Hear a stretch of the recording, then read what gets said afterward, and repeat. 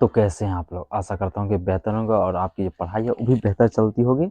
और आज हम क्या पढ़ने वाले हैं, तो कर्णस्य दानवीरता पाठ जो है उसका जितना भी इम्पोर्टेंट ऑब्जेक्टिव क्वेश्चन है उसको देखने वाले हैं। ये जो चैप्टर है जो एग्जाम के दृष्टिकोण से बहुत ज़्यादा इम्पोर्टेंट है। प्रत्येक साल जो है यहाँ से क्वेश्चन आता ही है, ठीक है।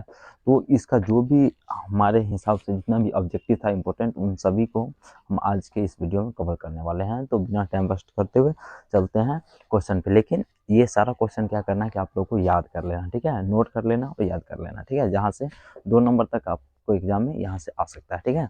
तो चलते हैं एक एक करके क्वेश्चन पे।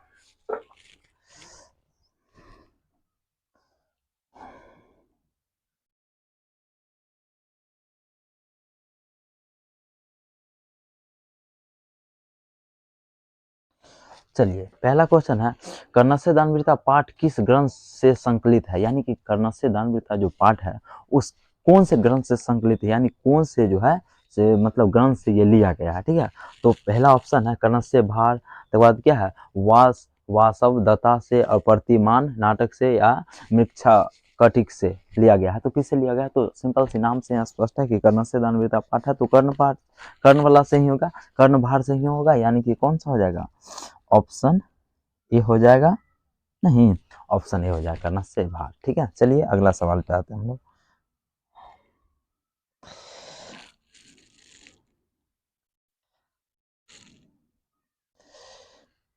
चलिए नेक्स्ट सवाल है, महाभारत में किस लेखिका का उल्लेख मिलता है। यानी कि महाभारत जो है वो कौन से मतलब लेखिका का इसमें क्या किया गया है, उल्लेख किया गया है यानी बताया गया है। तो यहाँ पे देखते हैं ऑप्शन है गार्मी का, मैत्रेयी का, सुलभ का और यमी का। तो यहाँ पे जो इसका आंसर हो जाएगा से सुलभ हो जाएगा। यानी कि ऑप्शन क्या कौन सा होगा, ऑप्शन सी हो जाएगा, ऑप्शन सी और सुलभ हो जाएगा, ठीक है। सुलभ, ऑप्शन सी सुलभ, ऑप्शन सी सुलभ, ऑप्शन सी से सुलभ। चलिए ओके आते हैं हम अगला सवाल पे।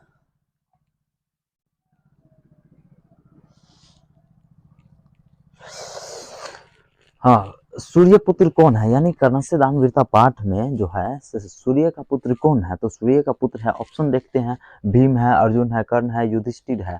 नहीं, तो यहाँ देखिए भीम तो था ही नहीं ना, अर्जुन भी नहीं था, युधिष्ठिर तो पांडव का था। तो कर्ण जो है सूर्य भगवान का पुत्र है और अर्जुन जो है से क्या है, कर्ण का मतलब सॉरी इंद्रदेव का पुत्र है ना। हाँ जी ओके। तो इसका जो आंसर हो जाएगा से क्या हो जाएगा, सी हो जाएगा, ऑप्शन सी हो जाएगा कर्ण। कर्ण जो है से क्या है, सूर्य नारायण का पुत्र था, ठीक है। जिस जो क्या किए थे कि उसको कवच और कुंडल दिए थे ना, जो इंद्र छल पूर्वक ले लिया था। चलिए अगला सवाल पे आते हैं हम लोग। अगला सवाल ये है कि कर्ण किसके पक्ष से युद्ध लड़ रहा था। ये कर्ण जो था से किसके पक्ष से, मतलब इसमें दो पक्ष था, पांडव और कौरव। तो कर्ण जो था सो कौरव के पक्ष से युद्ध कर रहा था। देखते हैं कौरव, यहाँ पे आंसर जो हो जाएगा सो कौरव हो जाएगा। कौन सा होगा, Kaurav, option A, sorry option A और कौरव हो जाएगा, ठीक है। चलिए ओके अगला सवाल।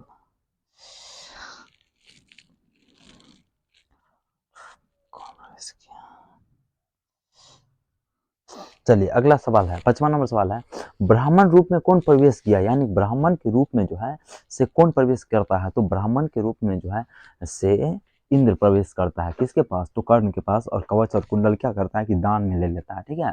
तो यहाँ पे कौन सा हो जाएगा, इंद्र हो जाएगा, ऑप्शन ए, ऑप्शन ए और इंद्र हो जाएगा, option A Indra, option A Indra.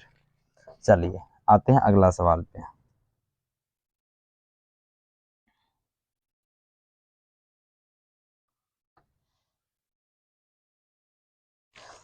अगला सवाल है, दानवीर दानवीर कौन था। दानवीर जो है से कौन था। तो कर्ण से दानवीरता पाठ पढ़े हैं ना, तो यहाँ पे आंसर क्या हो जाएगा, कर्ण हो जाएगा, ऑप्शन सी। क्या हो जाएगा, sorry sorry sorry, option C और कर्ण हो जाएगा ना। कि दानवीर कौन था, तो कर्ण था, दानवीर कौन था, तो कर्ण था, ठीक है। चलिए अगला सवाल।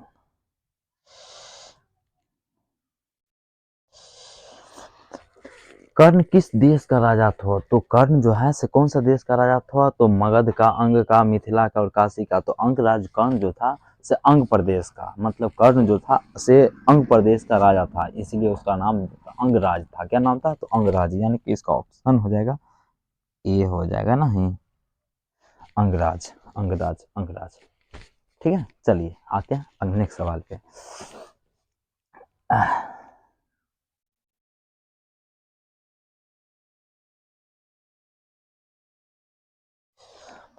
कर्ण किसका पुत्र था? तो कर्ण पता है किसका पुत्र था? कुंती का था, कौशल्य का था, कौशल्य के का और शकुंतला का। तो कुंती का पुत्र था कर्ण जो है, से कुंती और क्या था कि सूर्य नारायण का पुत्र था ना। सूर्य नारायण से कुंती जो है से मतलब बाली क्या कह सकते हैं, बालिका अवस्था में ही क्या हुआ था कि उससे मतलब प्रसाद के रूप में कर्ण को मांग लिया था, जिस जिस कारण उसका क्या करना पड़ा था, दान कर मतलब त्याग कर दी थी। तो यहाँ पे आंसर हो जाएगा कुंती, ऑप्शन ए, कुंती का पुत्र था ना कर्ण। चलिए ठीक है।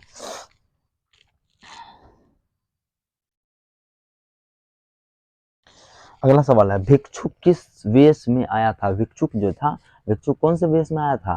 तो ब्राह्मण के वेश में। किसके? ब्राह्मण के वेश में। इंद्र जो था ब्राह्मण के वेश में कर्ण के पास आया था और कवच और कुंडल क्या कर लिया था कि दान में मांग लिया था। तो इसका आंसर जो हो जाएगा ऑप्शन डी हो जाएगा। कौन सा हो जाएगा? Option D. चलिए ठीक है, आते हैं अगला सवाल।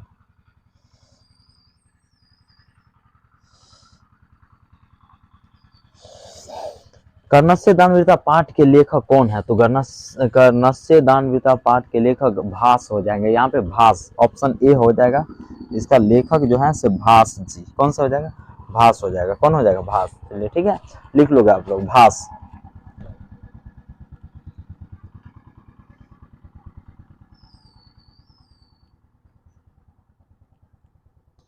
चलिए अगला सवाल है, समय परिवर्तन के साथ कौन नष्ट हो जाता है? तो समय परिवर्तन के साथ जो है तो शिक्षा, भिक्षा और क्या हो जाएगा, धन और सभी। तो समय परिवर्तन के साथ कौन नष्ट हो जाता है? शिक्षा, भिक्षा। यहाँ पे कौन सा हो जाएगा बताओ?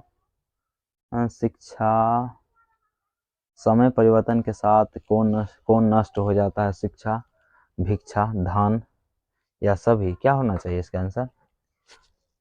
आप लोग इसका कमेंट करोगे, हमें नहीं पता, जो भी हो। एक आप लोग के लिए हम छोड़ रहे हैं।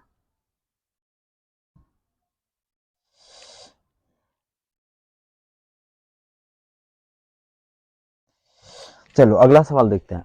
अर्जुन किसके पक्ष से युद्ध करता था? तो अर्जुन जो है पांडव के पक्ष से, क्योंकि पांडव का पुत्र अर्जुन था। तो यहाँ पे क्या हो जाएगा? पांडव, ऑप्शन बी हो जाएगा और पांडव हो जाएगा ना।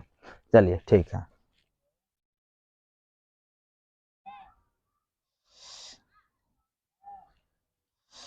अगला सवाल है, कर्ण कवच और कुंडल किसको दिया? मतलब कर्ण जो है कवच और कुंडल किसको दे दिया था? तो इंद्र को दे दिया था, जो ब्राह्मण के वेश में आया था।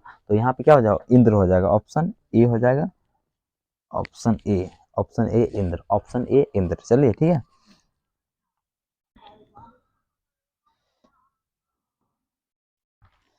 अगला सवाल देखते हैं। कवच और कुंडल किसके पास था? कवच और कुंडल जो है किसके पास था? तो कवच और कुंडल किसके पास था? तो कर्ण के पास था। तो यहाँ पे आंसर हो जाएगा कर्ण हो जाएगा, ऑप्शन डी और कर्ण, ऑप्शन डी और कर्ण, ऑप्शन डी और कर्ण हो जाएगा। क्लियर है? चलिए नेक्स्ट सवाल।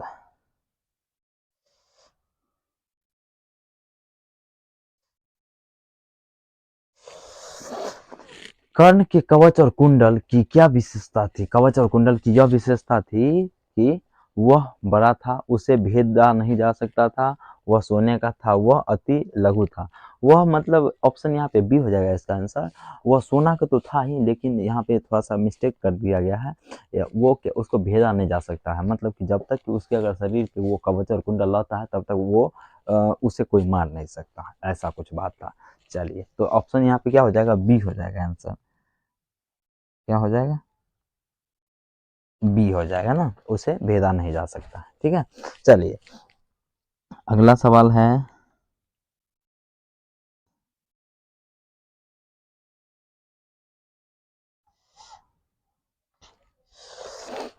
कर्ण ने कवच और कुंडल देने के पूर्व अंततः क्या देने की इच्छा प्रकट की थी? तो अपनी सिर, मतलब अपना सिर देने का मतलब कह दिया। जो कवच कुंडल क्या मांगते हैं आप? मेरा सर ही ले लीजिए, क्या दिक्कत है, वो दानवीर था, वो मतलब बहुत बड़ा दानवीर था। उससे अगर सवेरे-सवेरे कुछ भी अगर कोई माँगता प्रातः काल सूर्य प्रणाम के समय, तो वो कुछ भी दे सकता है, वही बात है। चलिए ठीक है, आते हैं अगला सवाल।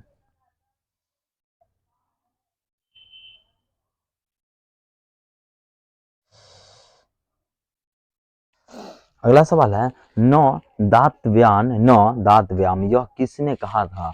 तो यहाँ पे सल्ले और क्या हो जाएगा, कर्ण, और क्या हो जाएगा, कृष्ण। और तो यहाँ पे क्या होना चाहिए, इसका जो आंसर हो जाएगा से सल्ले ने कहा था। किसने? सल्ले। सल्ले जो था, मतलब सल्ले भी राजा था, मतलब पांडव के मामा हम कह सकते हैं, वो थे जिसके पास ऐसा वरदान था कि मतलब उसके सामने अगर कोई क्रोध करता है तो उसका आधा शक्ति जो है सो उसके अंदर आ जाता है। जैसे जिस प्रकार बाली का होता था ना कि आंख में कोई देखता है तो उसका आधा पावर आ जाता है, उसी प्रकार क्रोध के कारण आता था। तो इसका आंसर हो जाएगा option C. Sorry, option C और सल्ले हो जाएगा, ऑप्शन सी और सल्ले ने कहा था। चलिए,